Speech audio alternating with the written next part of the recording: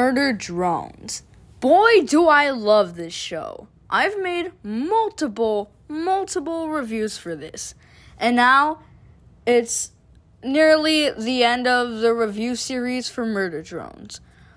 I'm not gonna be talking about episode 8. I'm gonna be talking about episode 7. Don't worry. Episode 8, you'll get your turn. Definitely. So, I don't want to talk too much because then, who knows what could happen. So, let's get into this. So, starting off with my pros. The story and the lore. I love how they unravel a lot of secrets, regarding Nori Dorman, Uzi's mother. And I also love how they built up a lot of lore between Nori and Yeva. Which, Yeva, I'm not sure if I'm pronouncing your name right, but I'm just going to call you Yeva. That's Doll's mother, and they both had a connection to each other for, I'd say briefly 5 seconds. So, yeah. But I also like how they uncover a lot of secrets between Uzi, Nori, Yeva, Sin, and the Absolute Solver. And there's one thing we need to get into. The plot twist of Tessa being Sin.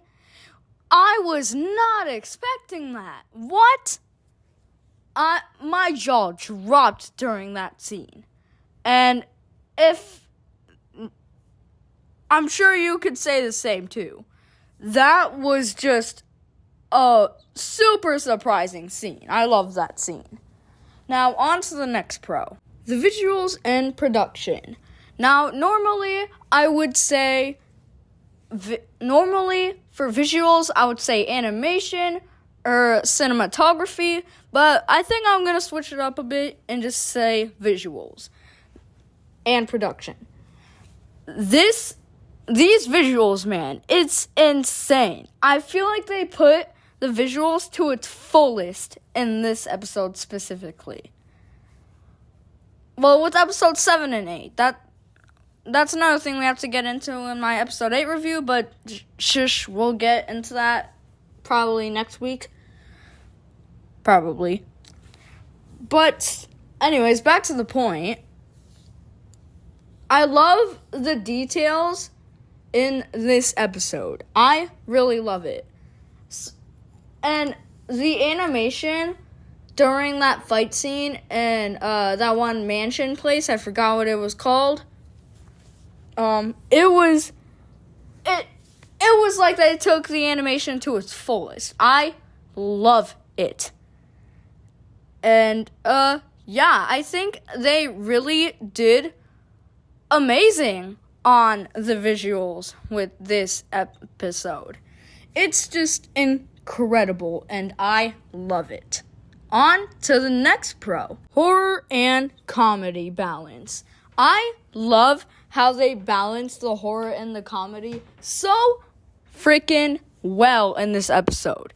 It's just perfect the way they balanced it. It is so hard to have good story and lore, visuals and production, and horror and comedy to balance. It's so hard to balance all of that. And they did it all in here. And I love it. It's just insane. I just love the way they balanced it in this episode. It is perfect. I love the way they did Doll and in this episode. And he had his emotional moments. He had his intense moments. He had a lot of his comedy moments. I mean, when does he not? I mean, come on. Just look at the scene. Yeah, come on, guys. Laugh at that. I'm saying it in a way that makes it sound less funny. Laugh. Okay. And next up is Doll. She didn't get much screen time, which is sad.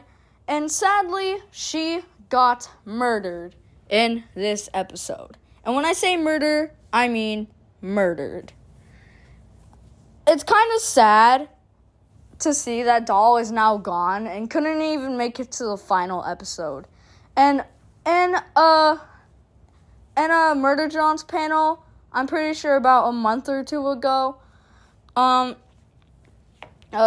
voice actor said that she didn't know that episode 7 would be her last lines, and they told her thank you for coming along this journey with us, and she said she was a little heartbroken, and honestly, I can see it. I honestly loved Doll as a character, so I think I'm just gonna bring it all into this review. I love how they made her unique with her Russian voice, and I just love it. She had a really big spotlight in episode 3. She got a lot of character development, and it's sad to see her get murdered.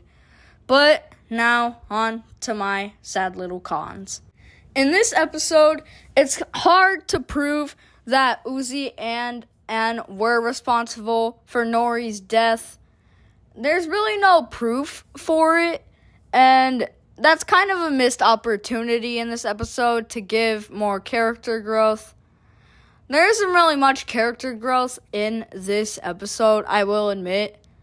Maybe for Tessa or Sin, since Tessa, you have the twist of Tessa being Sin, which I guess is kind of character development, but it also isn't.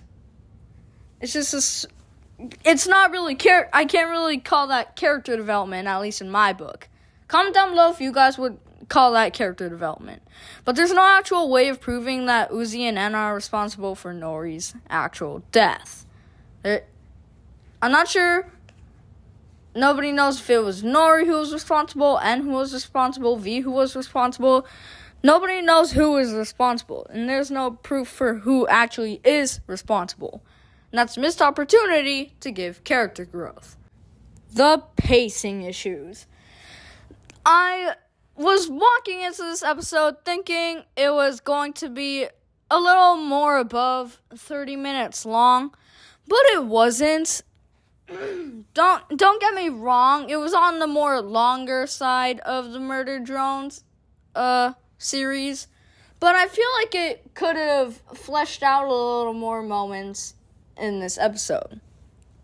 Because we're kind of just jumping around places to places, not every 5 seconds, but pretty quickly.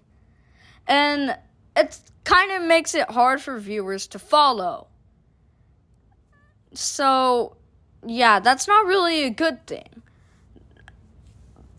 I was walking into this episode, it wasn't 30 minutes long, but it was the more very longer end of the stick.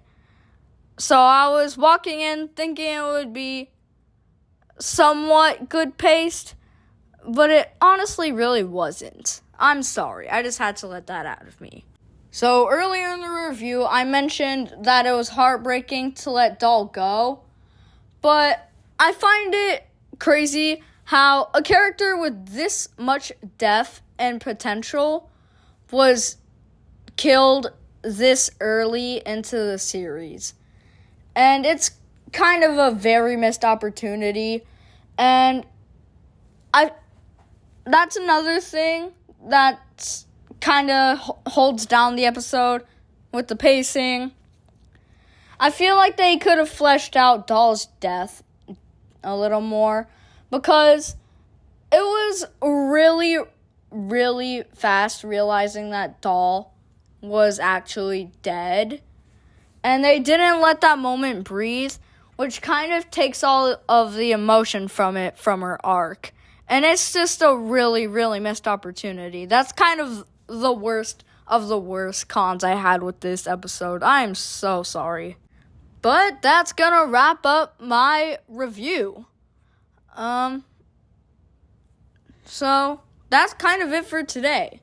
Now, this was actually probably my longest Murder Drones episode review yet so far. Episode 8 review might be a little tiny bit longer, but who cares?